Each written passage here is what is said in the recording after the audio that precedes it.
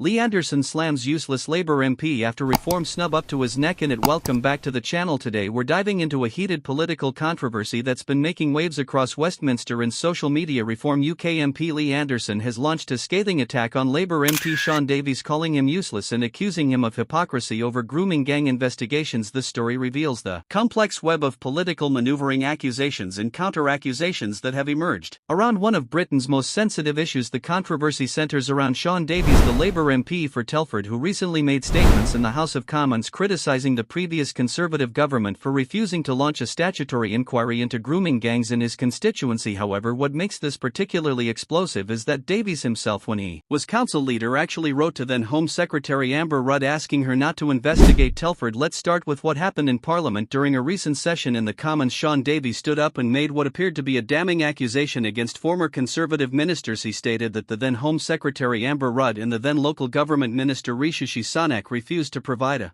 statutory inquiry into Telford. This statement was clearly intended to shift blame onto the previous Conservative government for failing to properly investigate allegations of child sexual abuse in his constituency. The problem is that this statement appears to be fundamentally dishonest when viewed in the context of Davies' own actions when he held a position of power in Telford back in 2016. When Davies was the leader of Telford and Wrykyn Council, he co-signed a letter to Amber Rudd and then Prime Minister Theresa May that explicitly rejected the need for a statutory inquiry into child sexual abuse in the town. The letter, which has now surfaced and become a central piece of evidence in this political storm, was signed by Davies and 9 other local officials. In it they wrote, "We do not feel at this time that a further inquiry is necessary." This is a remarkable statement when you consider that Davies is now publicly criticising the very same people for not launching the inquiry that he himself argued against. The letter went on to explain their reasoning, stating, "We have had 3 inquiries into this issue in 2016 and understand that the independent inquiry into child sexual abuse chaired by Professor Alexis J.O. will assess the extent to which we have learned lessons." This suggests that at the time Davies